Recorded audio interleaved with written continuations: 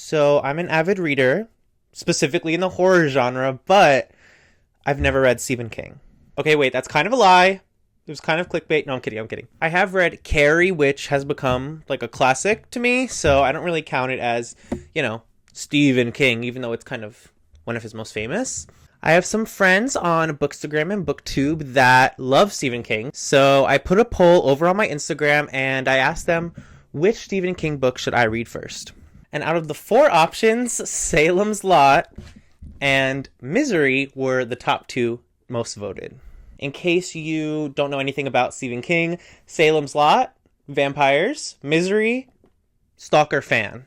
And so, since those two were tied, I felt that I should be the tiebreaker, and I decided to start with Misery.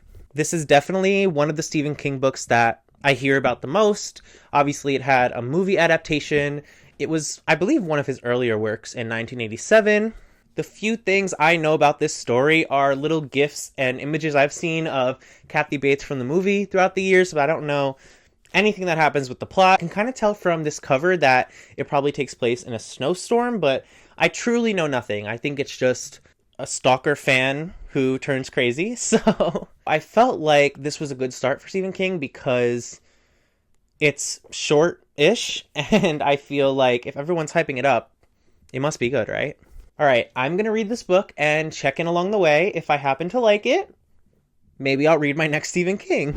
All right, so day one of reading Stephen King, we are starting with Misery. I feel like based on the cover that it takes place in winter, like a snowstorm. And I'm loving that because it's about to be winter right now. I'll just read some of the blurb. Best-selling novelist Paul Sheldon has finally met his biggest fan. Her name is Annie Wilkes, and she is dismayed to discover Paul's plans to kill off Misery Chastain, the heroine of his beloved series. It's about an author and a crazy fan. I'm gonna read the first 10 or 15 pages and check back in. Okay, so I'm 15 pages in, and I'm already loving it. All I can think about is the context in culture at the time of this dropping in 1987. Like, it's kind of before its time because I feel like were fans this crazy back then? Like, it was probably so unbelievable that this would happen, and now fans are this crazy. The story so far is that Paul was just stuck on the side of the road when his car broke down, and Annie happened to be driving by and she helped him because it was a snowstorm.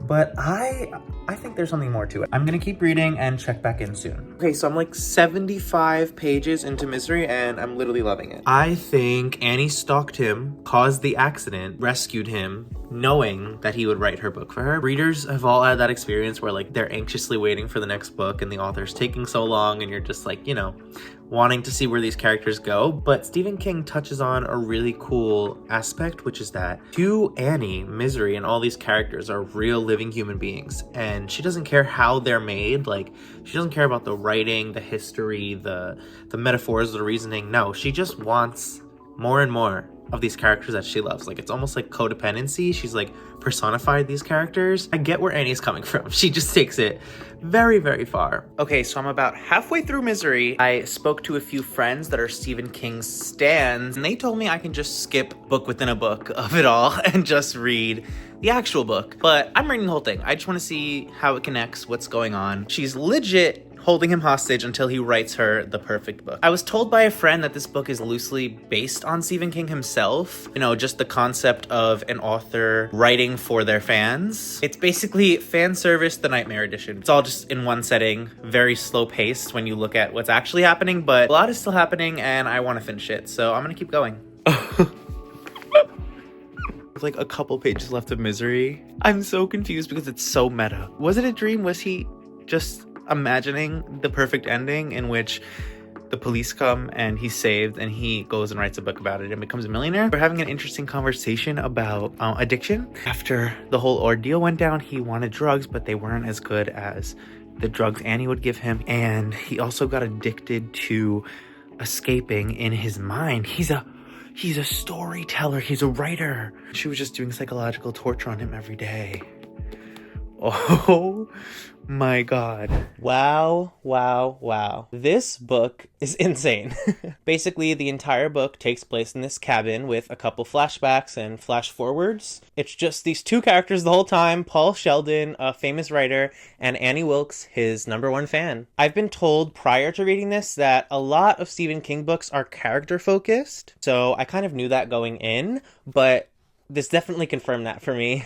The whole book was pretty much just Paul's inner thoughts and him having some sort of psychotic break in her captivity. I'd say it's more tense than horror because you're kind of just wanting to see what happens, see if Paul survives this, but I wasn't really horrified or scared. An interesting thing I want to talk about is the title, Misery. Going into it, I thought it was the state of being in misery, like in pain. But as I was reading, I realized that the main character in Paul Sheldon's books is Misery. But then we discover that Annie has a pig named Misery after her favorite character, Misery.